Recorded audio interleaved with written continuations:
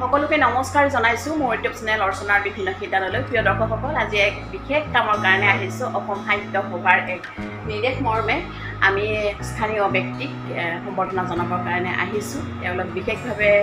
আমাৰ সমাজখনলৈ অৰিহণা যোগাই আহিছে তেওঁ সকল ব্যক্তিক আপোনালোকৰ ওচৰত চিনাকি কৰি দিয়াৰ আজি আমাৰ প্ৰয়াস গতিকে এই শুভ মুহূৰ্তত আপোনালোক সকলোকে শ্ৰদ্ধা নিবেদন কৰিছোঁ ভক্তি নিবেদন কৰিছোঁ আৰু আমাৰ বিশেষ মুহূৰ্তলৈ সকলোকে স্বাগতম জনাইছোঁ আৰু আগলৈ চাই থাকক আমাৰ এই বনবাজা শাখা সাহিত্য সভাৰ প্ৰাক্তন সভাপতি মদন মোহন কাকতি দেৱৰীয়া সভাৰ বনবাজা শাখা সাহিত্য সভাৰ প্ৰাক্তন সভাপতি ৰজত চন্দ্ৰ কলিতা ডাঙৰীয়া আমি এটা অসম সাহিত্য সভাৰ নিৰ্দেশমৰ্মে বিশেষ কামত আজি আমি মানৱৰ মলিন কলিতা ডাঙৰীয়াৰ বাসগৃহত উপস্থিত হৈছোঁ প্ৰতি বছৰে অসম সাহিত্য সভাৰ নিৰ্দেশমৰ্মে বহাগৰ প্ৰথম দিনটো নিজৰ দিন হিচাপে পালন কৰা হয় আৰু আমি বিশেষকৈ কেইজনমান ব্যক্তিক উলগনি পত্ৰ দিয়া হয় আৰু এই উলগনি পত্ৰখন দিয়াৰ কিছুমান নিয়ম নীতি আছে সেই নিয়ম নীতি অনুসৰি এইবেলি আমি বুঢ়া গাঁৱৰ নিবাসী মানৱৰ মলিন কলিতা দেৱক নিৰ্বাচন কৰিছোঁ আৰু সেয়ে আমি এই উলগনি পত্ৰ দিবৰ কাৰণে তেখেতৰ বাসগৃহত উপস্থিত হৈছোঁ আমাৰ এতিয়া আমি তেখেতক এটি কিতাপৰ টোপোলা আৰু এখন গামোচা আৰু এখন উলগনি পত্ৰৰে সম্বৰ্ধনা জনাম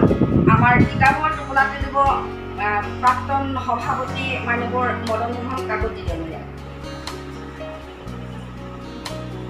এইবেলি আমাৰ তেখেতক এখন গোলাম গামোচাৰে সম্বৰ্ধনা জনাব আমাৰ প্ৰাক্তন সভাপতি ৰজন চন্দ্ৰ কলিতা ডাঙৰীয়াই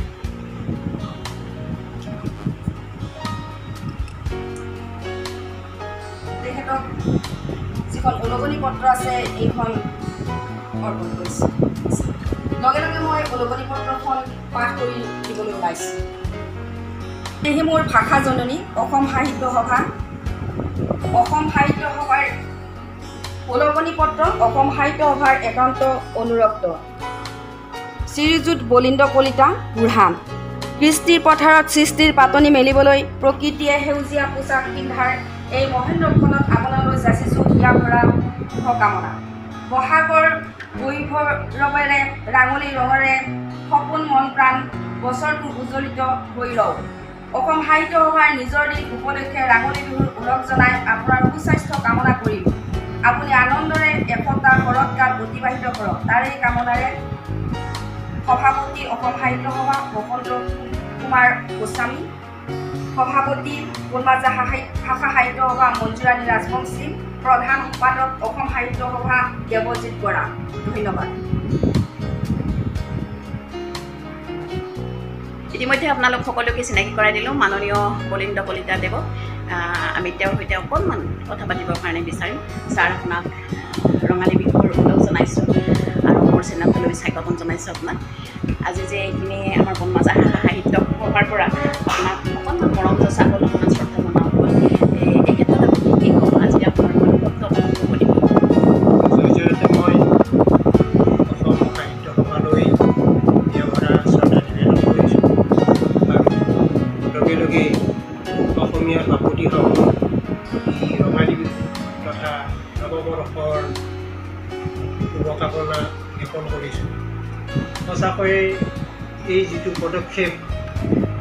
অসম সাহিত্য সভা এই সন্মান দিবলগীয়া এটা অনুপ্ৰেৰণীয় কাৰ্য বুলি মই গণ্য কৰিছোঁ বিশেষ এই মুহূৰ্তত কি ক'ম ধন্যবাদ জনাইছোঁ আৰু আমাৰ শাখা সাহিত্য সভাৰ যিকেইগৰাকী স্বনাম ধন্য ব্যক্তি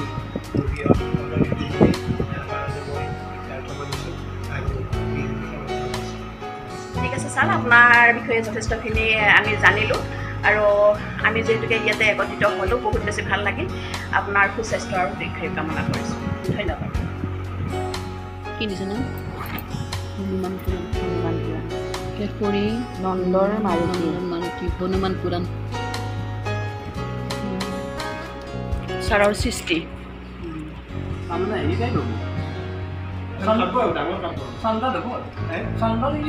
অসমীয়া যিমান ছন্দ আছে চব ছন্দ আছে স্পেলিং মিছ আছে ঘূৰি চাবৰ সময় কি লিখি আছে ছাৰ এখন ৰামায়ণৰ নেকি এই যে লিখি থকা বুলি কৈছিল সেইখন নেকি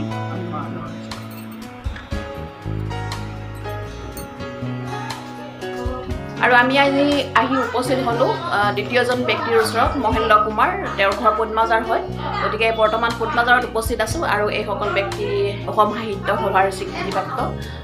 বুনমাজা শাখা সাহিত্য সভাৰ পৰা আহিছোঁ যিহেতুকে গতিকে সেয়া আমি আগবাঢ়িছোঁ তেওঁক অকণমান বিহুৰ ওলগ জনাবৰ কাৰণে বুনমাজা শাখা সাহিত্য সভাৰ প্ৰাক্তন সভাপতি বুনমাজা শাখা সাহিত্য সভাৰ প্ৰাক্তন সভাপতি মাননীয় জগন্মোহন কাকতি ডাঙৰীয়া শ্ৰদ্ধাৰ বুনমাজা শাখা সাহিত্য সভাৰ প্ৰাক্তন সভাপতি ৰজত চন্দ্ৰ কলিতা ডাঙৰীয়া শ্ৰদ্ধাৰ আজিৰ বাসগৃহত উপস্থিত হোৱা মহেন্দ্ৰ কুমাৰ ডাঙৰীয়া আজি আমি বুনমাজা শাখা সাহিত্য সভাৰ তৰফৰ পৰা বিশেষ কাৰণত আপোনাৰ বাসগৃহত উপস্থিত হৈছোঁ অসম সাহিত্য সভাৰ নিৰ্দেশমৰ্মে প্ৰতি বছৰে বহাগৰ প্ৰথম দিনটো নিজৰ দিন হিচাপে পালন কৰা হয় এই নিজৰ দিনটোত কিছু মানে অসম আমাৰ বুনমাজা শাখা সাহিত্য সভাৰ লগত জড়িত হৈ থকা ব্যক্তি তথা সমাজসেৱক হিচাপে এইবাৰ আপোনাক মনোনীত কৰা হৈছে এই উলগনি পত্ৰ যচাৰ কাৰণে এই উলগনি পত্ৰ যচাৰ কাৰণে আজি আমি আপোনাৰ বাসগৃহত উপস্থিত হৈছোঁ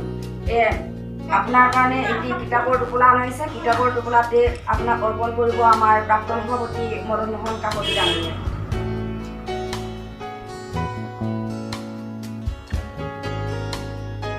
এখন গোলাপ গামোচাৰে আপোনাক সম্বৰ্ধনা জনাব আমাৰ প্ৰাক্তন সভাপতি ৰজত চন্দ্ৰ কলিতা ডাঙৰীয়া আৰু মই নিজে আপোনাক এই উলগনি পত্ৰ অৰ্পণ কৰিম মই বুনমাজা শাখা সাহিত্য সভাৰ বৰ্তমানৰ সভানেত্ৰী গতিকে আপোনালৈ এই উলগনি পত্ৰ আগবঢ়াইছোঁ মান্যবৰ ডাঙৰীয়া আপোনাক অকণমান আমাৰ মাজলৈ আনিব বিচাৰিছোঁ পুনৰ আজি এই শুভক্ষণত আপোনাৰ কেনেকুৱা অনুভৱ হৈছে আজি খুবেই ভাল লাগিছে আপোনালোকে আহি মোৰ প্ৰাগৃহত পদধূলি দিছে তাৰ কাৰণে ধন্যবাদ জনাইছোঁ আৰু লগতে নতুন বছৰৰ ৰঙালী বিহুৰ আজি মোৰ উপস্থিত হোৱা লগতে আমাৰ সমূহ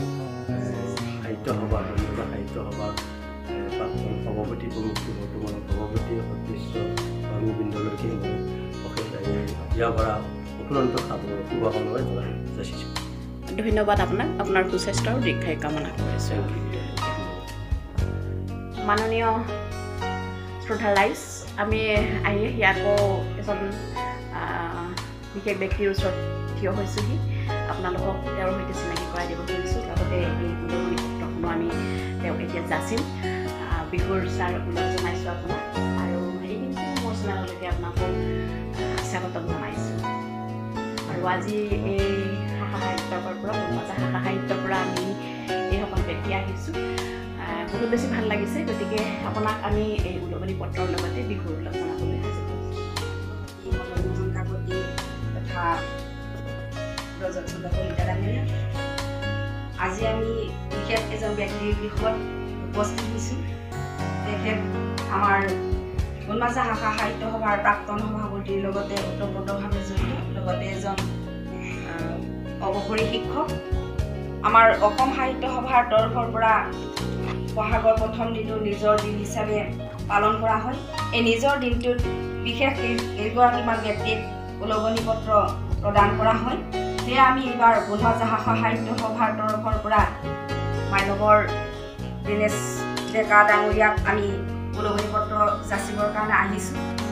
লগতে তেখেতক এটা কিতাপৰ টোপোলা আৰু এখন গোলাপ গামোচাও প্ৰদান কৰা হ'ব তেখেতক কিতাপৰ টোপোলাটি প্ৰদান কৰিব আমাৰ প্ৰাক্তন সভাপতি মদন কাকতি ডাঙৰীয়াই তেখেতক গামোচাখন প্ৰদান কৰিব ৰজত চন্দ্ৰ কলিতা ডাঙৰীয়াই আৰু মই নিজে তেখেতক উলগনি পত্ৰখন প্ৰদান কৰিছোঁ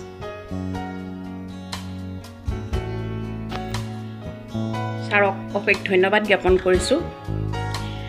এইখিনিতে পুনৰ আপোনাক আমাৰ মাজলৈ লৈ আহিছোঁ শ্ৰদ্ধা ছাৰ আপুনি আজিৰ এই বিশেষ মুহূৰ্তটোত কেনেকুৱা অনুভৱ কৰিছে মাননীয় উনজাৰ সাহিত্য সভাৰ সভানেত্ৰী মহোদয়া, উনজাৰ সাহিত্য সভাৰ প্ৰাক্তন সভাপতি কাকতি ছাৰ, প্ৰাক্তন সভাপতি ৰজত চন্দ্ৰ কলিতাদেউ, আৰু মোৰ ছাত্ৰী অৰ্চনা চুবুৰীয়া, আমাৰ পৰিয়ালৰ তৰফৰ পৰা আপোনালোক আটাইলৈ সাদৰ সম্ভাষণ জনাইছোঁ, ৰঙালী বিহুৰ লগ জনাইছোঁ আৰু অসমীয়া নৱবৰ্ষৰ শুভেচ্ছা জ্ঞাপন কৰিছোঁ। আজি উনজাৰ সাহিত্য সভাৰ তৰফৰ পৰা আমাক যি ওলগনি যাচিলে আমি নথৈ আনন্দিত হৈছোঁ। আমাৰ উনজাৰ সাহিত্য সভা চৰণ আশা সাহিত্য সভাখন আগবাঢ়ি যাওক। সাহিত্য সভাৰ যি কৰ্মসূচী, সাহিত্য সভাৰ যিবিলাক কাম কাজ সুচাৰুৰূপে পৰিচালিত হয় আৰু আমাৰ সাহিত্য সভাখনৰ প্ৰচাৰ প্ৰসাৰ হৈ যাতে সুন্দৰৰ পৰা সুন্দৰতম দৃঢ় পদক্ষেপ লৈ যাতে সাহিত্য সভাৰ কাম কাজত আগবাঢ়ি যাব পাৰোঁ, সেয়ে মই আশা ৰাখিছোঁ। ধন্যবাদ ছাৰ, আপোনাৰ সুস্বাস্থ্য আৰু দীৰ্ঘায়ু কামনা কৰিলোঁ। ধন্যবাদ। প্ৰাক্তন সভাপতি মদনমোহন কাকতি ডাঙৰীয়া, যথাৰ উনজাৰ সাহিত্য সভাৰ প্ৰাক্তন সভাপতি ৰজত চন্দ্ৰ কলিতা ডাঙৰীয়া, আজি আমি এটি বিশেষ কামত তেখেতসকলৰ বাসগৃহত উপস্থিত হৈছোঁ। মাননীয় মনোৰমা চলিহা বাইদেউৰ ঘৰত, চবৰীয়া বাইদেউৰ ঘৰত। তেখেত বিশেষ সূত্ৰে আজি ঘৰত উপস্থিত থাকিব নোৱাৰিলে, বিশেষ কাম এটাত বাহিৰলৈ ওলাই গ'ল, তেতিয়াহ'লে তেখেতক লগ নাপালোঁ। আমি বিশেষ কাম এটাৰ কাৰণে এখেতসকলৰ ঘৰত আহিছোঁ। অসম সাহিত্য সভাই প্ৰতি বছৰে বহাগৰ 1 তাৰিখটো নিজৰ দিন হিচাপে পালন কৰি আহিছে। এই নিজৰ দিনটোত কিছু বিশেষ ব্যক্তিক ওলগনি পত্ৰ যচা হয়, বিহুৰ ওলগ জনোৱা হয়। সেয়ে আমি আমাৰ বনমাজাৰ শাখা সাহিত্য সভাৰ তৰফৰ পৰা মাননীয় মনোৰমা চবৰীয়া বাইদেউক মনোনীত কৰিছিলোঁ। সেয়ে তেখেতক ওলগনি জনোৱাৰ উদ্দেশ্যে আমি বনমাজাৰ শাখা সাহিত্য সভাই উপস্থিত হৈছোঁ। তেখেতলৈ আমি এটি কিতাপৰ টোপোলা আৰু এখন গামোচা আৰু এখন মানপত্ৰ ওলগনি পত্ৰ লৈ আহিছোঁ। গতিকে এইখিনি তেখেত যিহেতু আজি আমাৰ তেখেতৰ বাসগৃহত উপস্থিত নাই, বিশেষ কামৰ কাৰণে বাহিৰত গৈছে, তেখেতৰ স্বামীক আমি এই মান্যবৰ গোপীকান্ত চলিহাদেৱৰ হাতত অৰ্পণ কৰিম, যিটো তেখেত নাই। এই বিশেষ বস্তুখিনি আমাৰ ৰজত চন্দ্ৰ কলিতাদেৱক অৰ্পণ কৰিবৰ কাৰণে অনুৰোধ ৰাখিছোঁ। আৰু তেখেতৰ ওলগনি পত্ৰখন মই নিজেই বাইদেউৰ হৈ তেখেতৰ স্বামীৰ হাতত অৰ্পণ কৰিছোঁ। ধন্যবাদ। সকলোৰে প্ৰতি আমাৰ পৰা বিহু ওলগ জনোৱাৰ লগতে আশীৰ্বাদ থাকি সকলোৰে মংগল হওক। অসম সাহিত্য সভাৰ লগতে সাহিত্য বনমাজাৰ সাহিত্যৰ মংগল হওক, ইয়াৰে কামনা কৰিছোঁ। আপোনাৰো সুস্বাস্থ্য আৰু দীৰ্ঘায়ু কামনা কৰিছোঁ। ধন্যবাদ।